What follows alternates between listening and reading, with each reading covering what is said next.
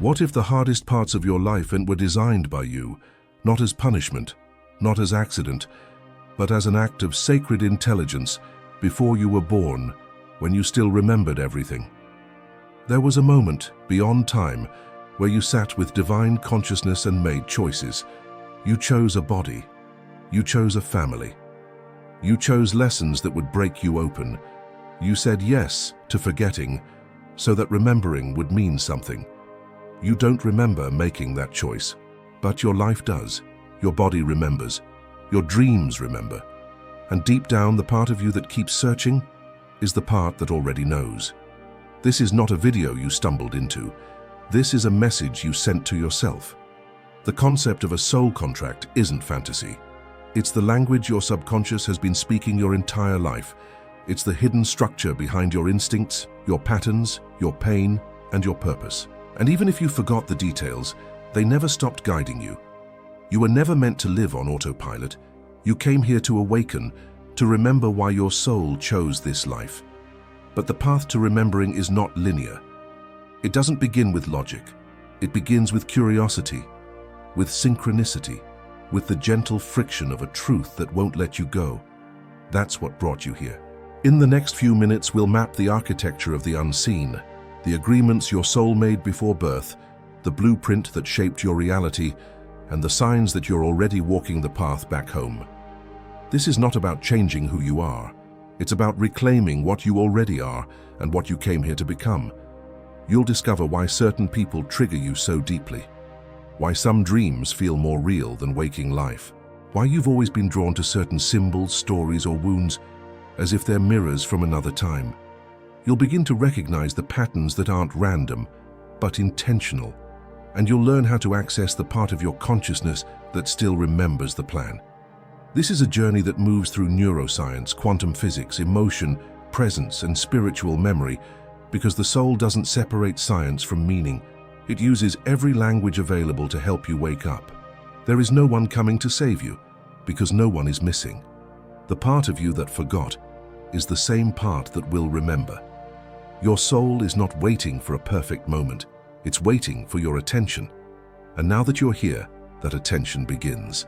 Close your eyes for a moment and join and imagine this, a space before time, before the cries, before the name, before the family, the skin, the story you now call you.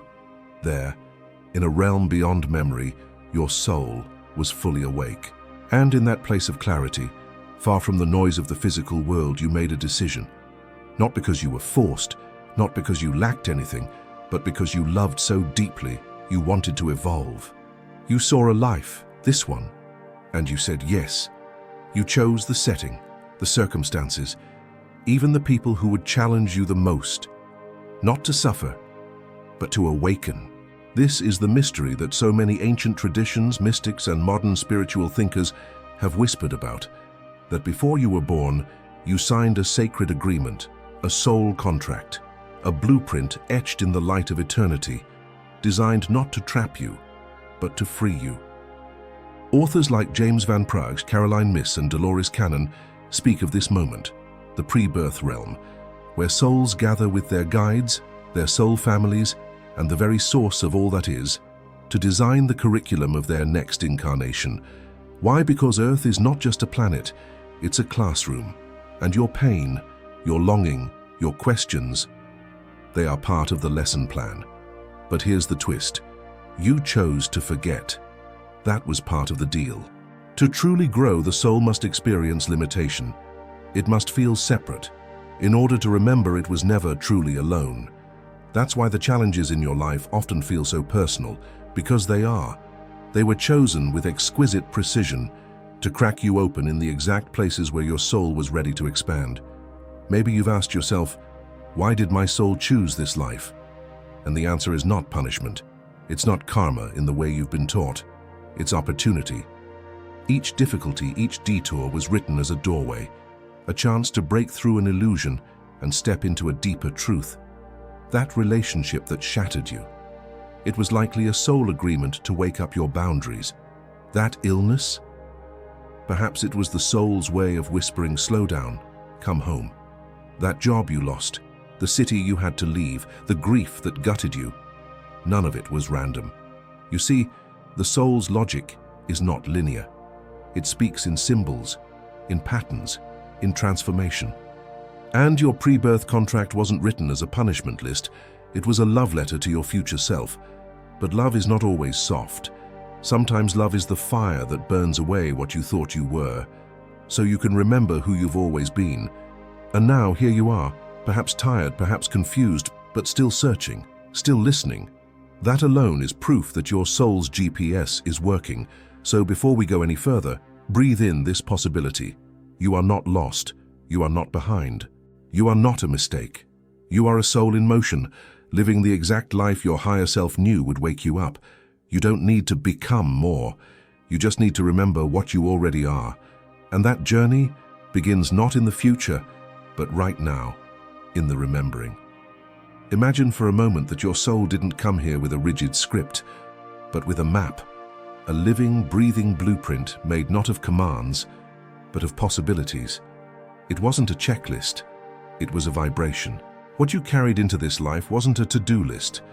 It was a frequency, designed to guide you like a compass, not a cage. In the spiritual realms, this is often called your soul plan or spiritual blueprint. And it's not fate, it's potential. It's the set of lessons, gifts, and growth points your soul intended to explore, but always with your consent, your co-creation, your free will at the center of it all. Think of it like this. You are a painter. This life is your canvas. And your soul blueprint. It's the color palette you brought with you. You can choose which colors to use. You can create chaos or beauty. But the colors, the core themes, were always inside you. Science is just now beginning to echo what mystics have always said, that we are not passive beings in a fixed world. We are observers shaping reality with our attention, our emotion, our belief.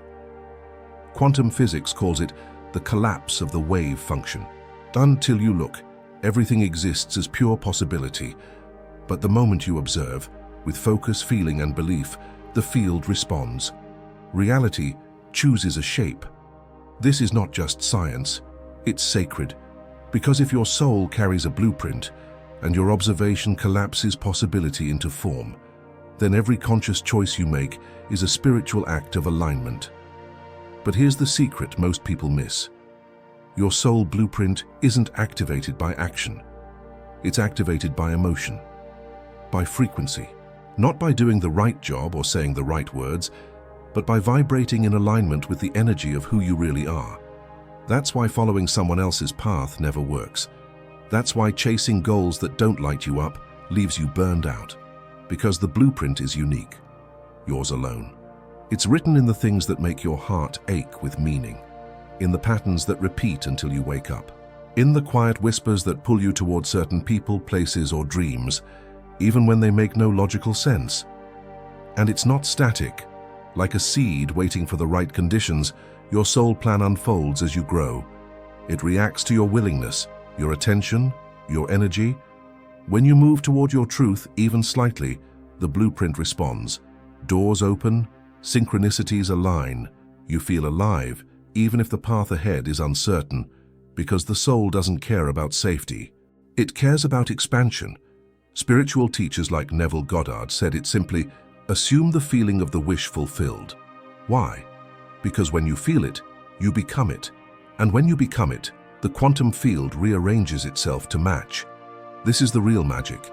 Your soul contract is not found in the past. It's activated in the present, in your emotional alignment, your inner resonance, your willingness to feel. You don't remember it by force. You remember it by vibration. So if you've ever felt the pull to something that no one else could explain, if you've ever had a dream so persistent it refused to die, if you've ever cried at something beautiful and didn't know why, that was your blueprint whispering, come home. You're remembering. You don't need to go somewhere else. You need to go deeper into what's already calling you. The blueprint was never lost. It was only waiting for your light to switch it on. And the switch is feeling. Have you ever wondered why you don't remember what your soul agreed to before you were born? Why the most important mission of your existence, your soul contract, seems hidden, like a dream you can't quite recall. It's not an accident. It's not a punishment. It's part of the plan. Because what would be the value of choice if you remembered everything? What would be the meaning of trust if you already knew the outcome? Before you were born, you agreed to forget, not because the truth was too painful, but because the forgetting itself would become the path to awakening. This is what mystics call the veil of forgetfulness, the spiritual amnesia that cloaks us the moment we incarnate. It's the fog that makes this life feel real, heavy, unpredictable. It's what turns a soul's knowing into a human's searching. And yet, that veil is not just spiritual metaphor. It has roots in neuroscience. Your brain is equipped with something called the reticular activating system, RAS, a filtering mechanism that determines what you notice out of the billions of signals around you. You don't see reality. You see what your brain believes matters, and unless your beliefs are aligned with your soul's truth, you'll miss the signs. You'll ignore the nudges. You'll overlook the breadcrumbs that your higher self is constantly leaving behind. This is why two people can live the exact same day, and one sees magic while the other sees chaos. The difference is not the world. The difference is the filter. And that filter, it can be reprogrammed. But first, we have to understand, the forgetting isn't failure, it's sacred design. Imagine coming to Earth as an actor in a divine play. You agreed to take on a role, to forget who you really are, so you could experience the journey of remembering. Why? Because that's how transformation becomes real. Because only in the absence of certainty do we develop faith. Only when the map disappears do we awaken intuition. Your soul knew this, and so it chose this forgetfulness, not as a loss, but as a portal. Because what happens when you do start to remember? When you feel a strange pull towards something you can't explain? When you hear a phrase that gives you chills, even though it's not logical? When you meet someone and feel you've known them for lifetimes? Those moments are the veil thinning, the soul contract shimmering beneath the surface. You don't need to force it. You don't need to dig it up like a buried file. Because the soul is not linear, and your purpose is not a secret locked in a vault. It's alive, it's dynamic, and it remembers you, even when you forget it. This is why silence matters. Why meditation opens doorways. Why your body reacts to things your mind can't understand. Because the remembering doesn't come from thought, it comes from presence. When you stop chasing, striving, fixing, and simply listen, the contract begins to whisper. And slowly, like a sunrise breaking through mist, your soul begins to say, "There you are, I've been waiting for you to see." So no, you didn't lose the map. You are the map. The veil was never punishment, it was the canvas. And now you're starting to paint with memory. How do you know when you've wandered off your soul's blueprint? How can you tell when you're no longer living in alignment with the contract you once signed before your first breath? It doesn't always feel like a crash. Sometimes it feels like quiet discontent, like waking up tired even after 8 hours of sleep, like succeeding in things that don't light you up anymore, like looking in the mirror and not quite recognizing the eyes staring back. That's the whisper of misalignment, and it almost always begins with a feeling, anxiety without a clear cause, a heaviness that logic can't explain, a life that looks fine on paper but feels like it belongs to someone else. These aren't just emotional states. They're spiritual indicators, because your soul is always trying to bring you back. And when you drift too far from your soul's coordinates, reality itself begins to reflect the dissonance. You start to notice things repeating. You attract the same lessons in different disguises. Toxic relationships, unfulfilling jobs, patterns that haunt you like echoes of a forgotten promise. You try to push through with discipline and logic, but something keeps unraveling. That something is the friction between who you've become and who your soul knows you truly are. And the more you ignore it, the louder it gets. The soul doesn't scream. It sabotages illusions. It lets certain things fall apart, not to punish you, but to remove what you're clinging to instead of truth. Sometimes a failure is the soul's way of saying, "Not this, not here, not anymore." And if you really listen, you'll notice how your nervous system reacts differently when you're out of alignment. Science calls it cognitive dissonance. When your actions betray your values, your body responds with stress. But it's more than that. It's your body remembering what your mind has forgotten. It's the sacred intelligence of the vessel whispering, "We're not on the path." And yet, there's beauty in this. Because every signal, every ache, every loop is a breadcrumb back to your contract. Even the pain is grace. Even the detour is a doorway. Especially the detour, because some soul lessons can only be revealed through contrast. You had to forget who you were, to remember who you are. You had to say yes to the wrong thing, to learn how to say no. You had to chase what wasn't yours, to recognize what is. So if you feel disconnected, don't panic. You're not broken. You're being invited. Invited to remember, to recalibrate, to realign. And the moment you say yes, even a quiet yes, everything begins to shift. Synchronicities return, energy flows, peace becomes your compass again, and life stops feeling like a struggle and starts feeling like a remembrance, because you're not here to guess your way through existence, you're here to feel your way back to the soul's design. And the signs? They were never punishments. They were postcards from your higher self marked, "Return to Origin." Not every pain is punishment. Some pains are sacred instructions. Before you judge your suffering as a mistake, ask yourself, what if this pain was planned? What if this heartbreak, this delay, this loss, wasn't a deviation from your path, but the path itself unfolding? Your soul doesn't speak English. It doesn't text or tweet or raise its voice. It speaks in symbols. It speaks in sensations. And more often than not, it speaks through pain. Because pain is hard to ignore. It cuts through the noise. It wakes you up when nothing else can. And maybe that's the point. The soul doesn't always guide you through pleasure. Sometimes it guides you by removing everything that numbed your awareness. You wanted clarity. It took away confusion's distractions. You wanted truth. It burned away the lie you were living. You called it loss. But your soul called it course correction. When life breaks down, it's easy to ask, why is this happening to me? But a more sacred question is, what is this trying to awaken in me? Because every soul contract includes clauses you don't remember agreeing to. Clauses like, send me the partner that will shatter my illusions. Let me face rejection so I stop begging for love. Give me a challenge that exposes my strength. These aren't punishments, they're initiations. And the deeper the pain, the more precise the purpose. Even in karmic relationships, the ones that hurt the most, there's often a pre-birth agreement that says, I'll hurt you just enough to push you back to yourself. I'll mirror what you haven't healed until you see it. I'll break your heart wide open so you can finally feel it beating. And yes, it's cruel, and yes, it's love, because the soul doesn't want comfort.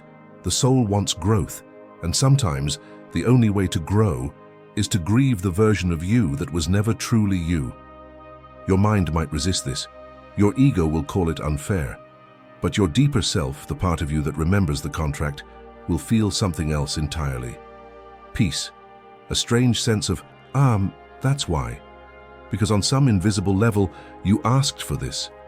Not to suffer days, but to awaken. Not to break, but to be rebuilt from something real. In fact, the very pain you're facing now might be the exact page in your soul contract that you were destined to reach. The moment where your old self dissolves and your true self finally begins to emerge. The wound isn't the end, it's the womb of your next becoming.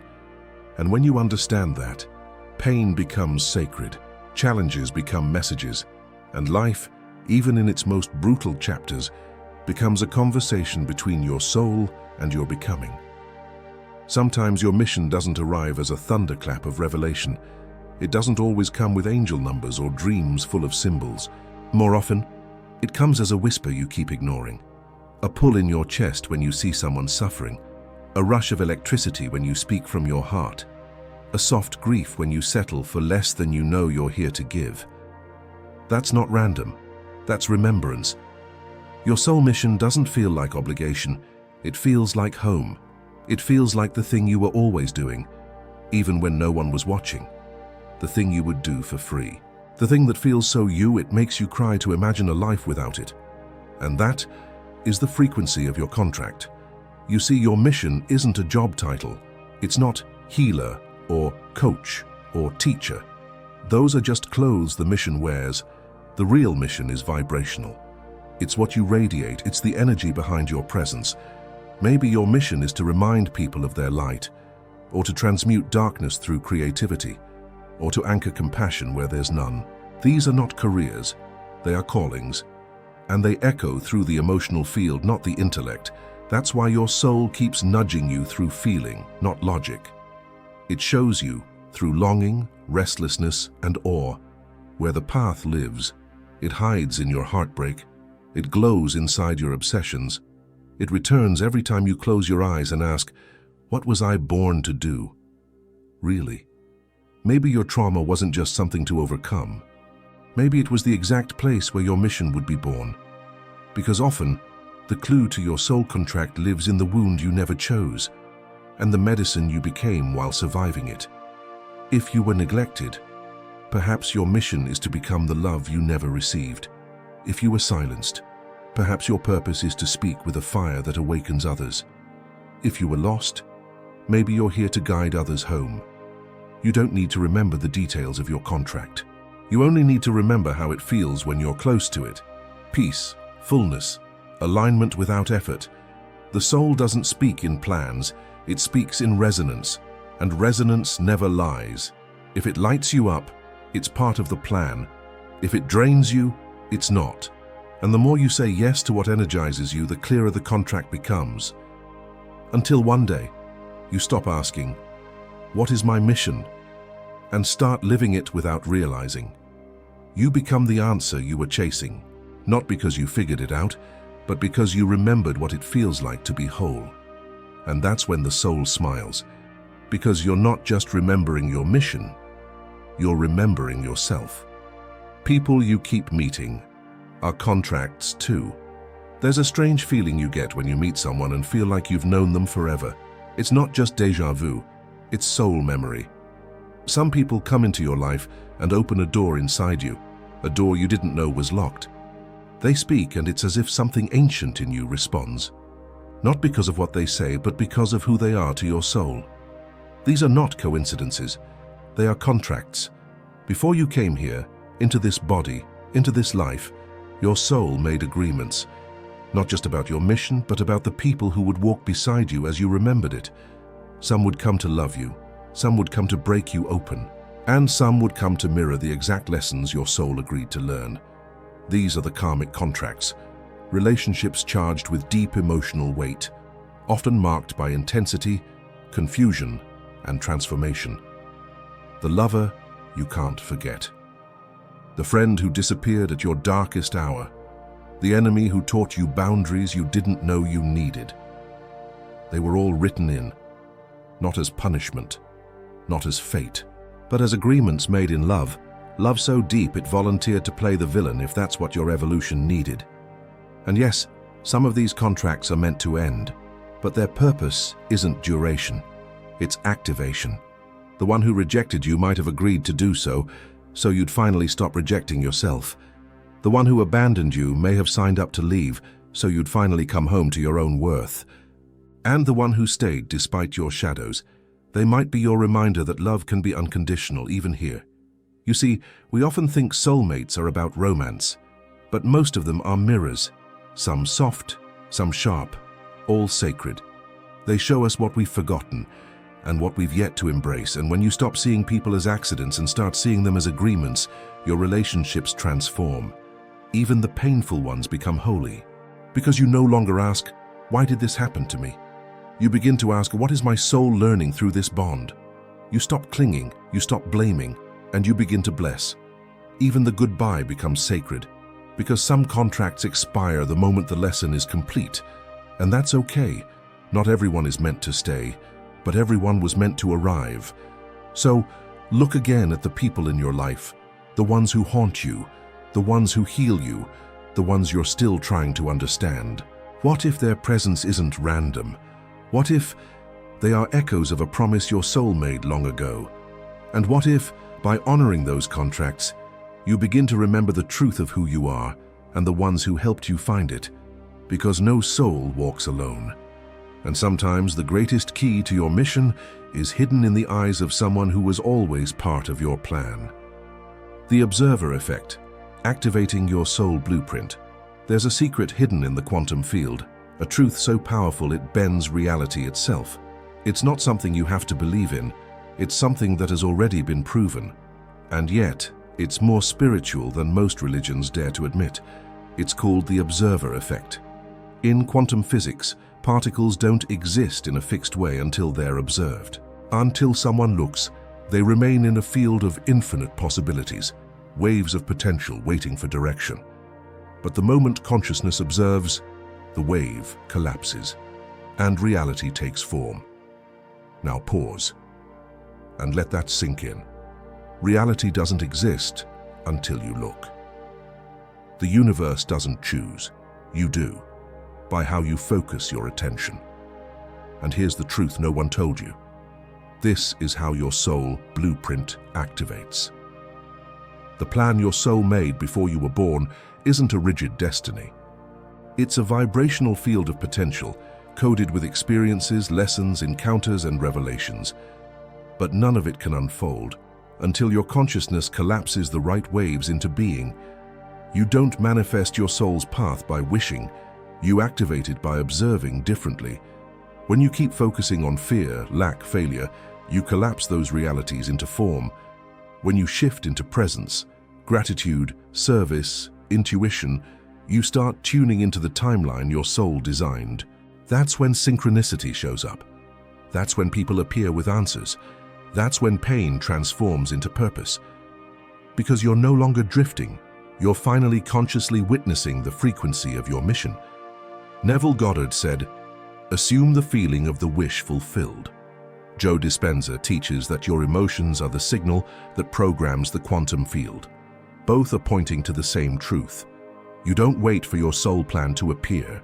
You observe it into existence. You feel it, you believe it, you choose it. Not with effort, but with alignment. That's why meditation works. That's why imagination matters. That's why pain that forces you into stillness sometimes opens the next portal. Because the field is always there, coded with your contract.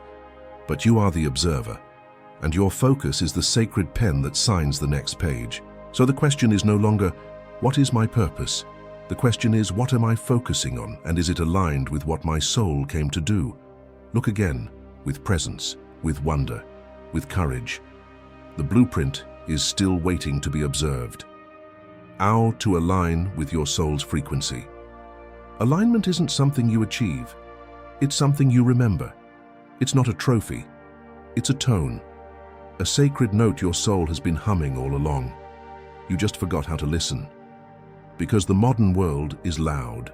It teaches you to strive instead of surrender, to force instead of flow, to chase external symbols of success instead of tuning into the quiet frequency of who you really are. But your soul, it doesn't speak through noise.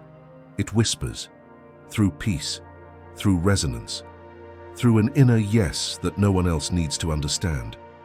So the real question is, how do you find your soul's frequency again? You start by clearing the interference. That means silencing the mind, not with effort but with space. Meditation isn't about becoming calm, it's about becoming empty enough to receive. Imagine your soul's mission as a signal coming through a radio tower. When your mind is full of judgment, shame, overthinking, and fear, it's like static on the dial. No matter how loud your purpose is shouting, you won't hear it clearly. But when you slow down, when you breathe deeply, when you start letting go of needing to figure it all out, the signal returns. And with it, clarity. You start to feel drawn to certain actions. You notice themes repeating in your dreams, in the books you pick up, in the people who cross your path. That's not random, that's your soul blueprint coming back online. But to truly align with your soul's frequency, you must do something radical in a world addicted to productivity. You must trust your feelings, because your soul doesn't communicate in logic. It speaks in energy, in tears you can't explain, in goosebumps when you hear a certain phrase, in the aching pull towards something that terrifies and excites you. This is where quantum science meets mysticism. Your emotional state is not a side effect. It's a compass. When something feels expansive, light-inspired, you are near your frequency. When it feels tight, draining, or like you're betraying yourself to be accepted, you're moving away from it. Your alignment is not about being right. It's about being true. And you'll know when you're aligned because time moves differently. You feel strangely safe, even when things are uncertain. Your inner conflict softens.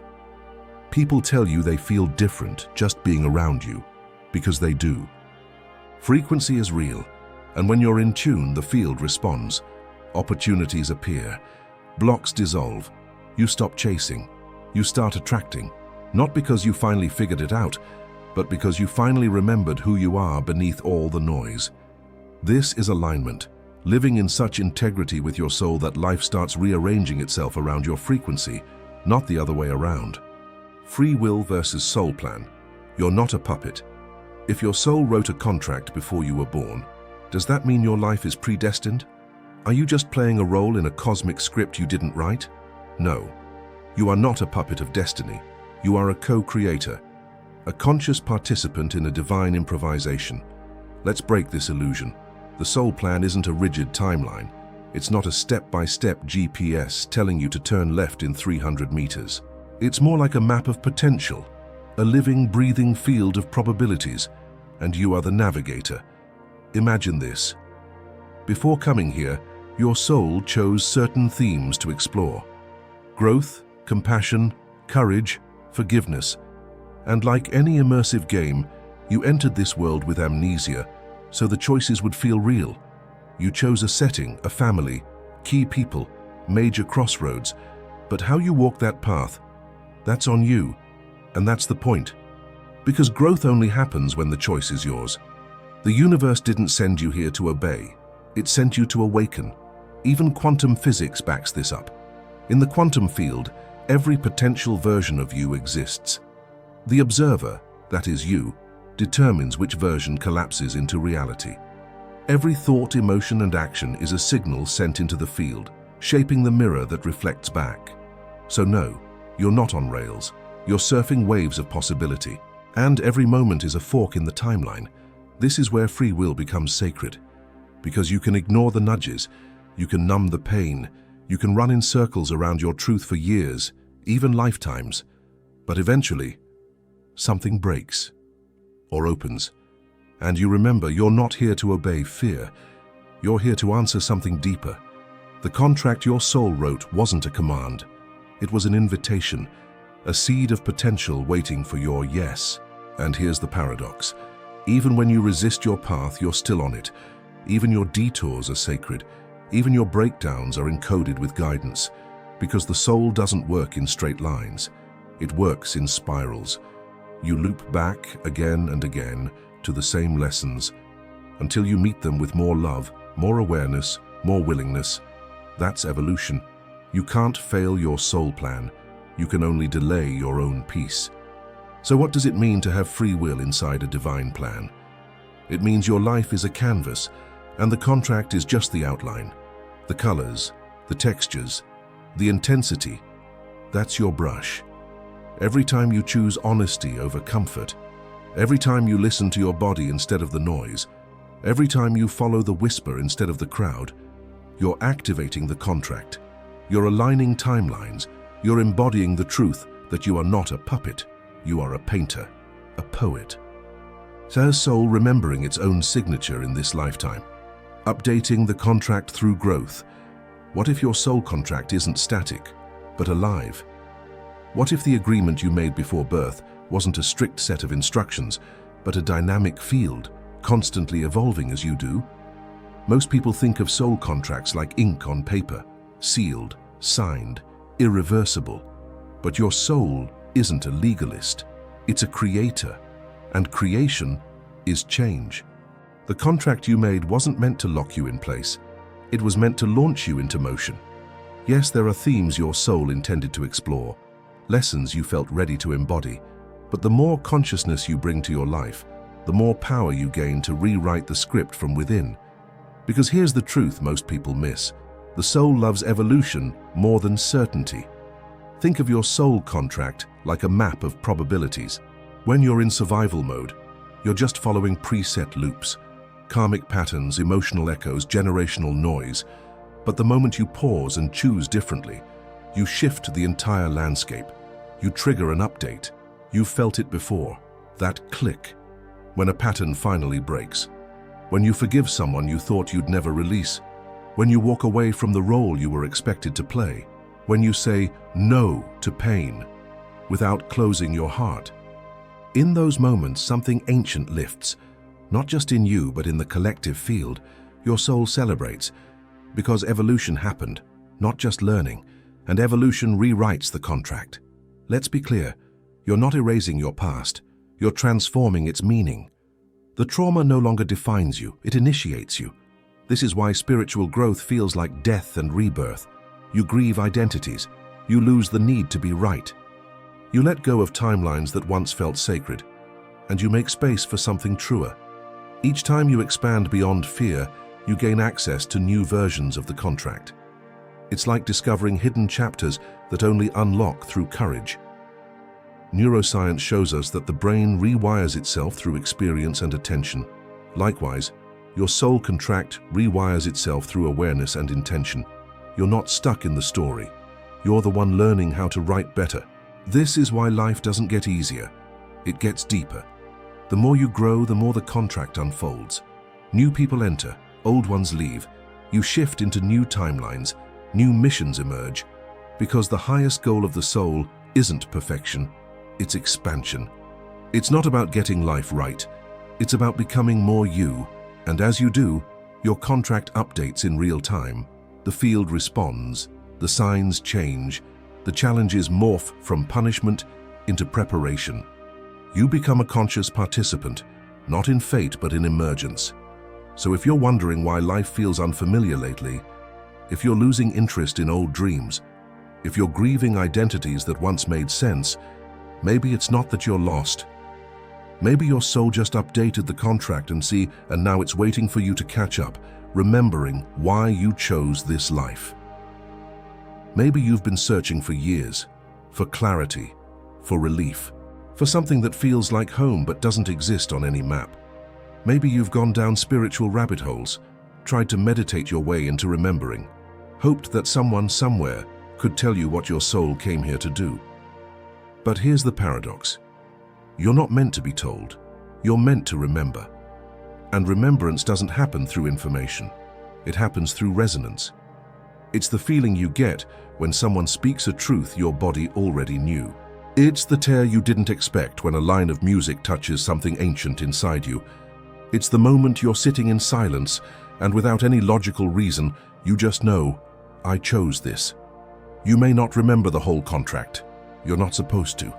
That would ruin the magic of discovery. It would steal the freedom of real choice. But you can remember in fragments, in frequencies, in sacred glimpses, like the way you've always been drawn to certain people, like the moments of déjà vu that feel too specific to be random, like the way your deepest pain somehow keeps pointing to your deepest purpose. These aren't coincidences. They're echoes, whispers from the agreement your soul made, not to suffer but to evolve. You chose this life not because it would be easy, but because you had the strength to make it holy. You didn't come here to be perfect. You came to remember your power even in imperfection. And your soul didn't forget you. It's been waiting, patiently, lovingly, planting signs in your path, through heartbreak, through synchronicities, through the ache of longing. Because the longing itself is a doorway. It's proof you're not fully asleep. It's the tension between forgetting and remembering, and in that tension, you awaken. So maybe the question isn't, what is my soul contract? Maybe the real question is, what am I ready to remember now? Because this moment, right now, is part of the contract too. The moment you chose to watch this video, the moment something inside you whispered, there's more. And there is. More to feel, more to create, more of you to become. So breathe, place your hand on your heart, and say it softly. I remember. I chose this. Not as punishment, not by accident, but as a path back to love, back to truth, back to who you were before the world told you to forget. Your soul didn't come here to be small. It came here to wake up, to remember, and to help others do the same. And now, you're not asleep anymore.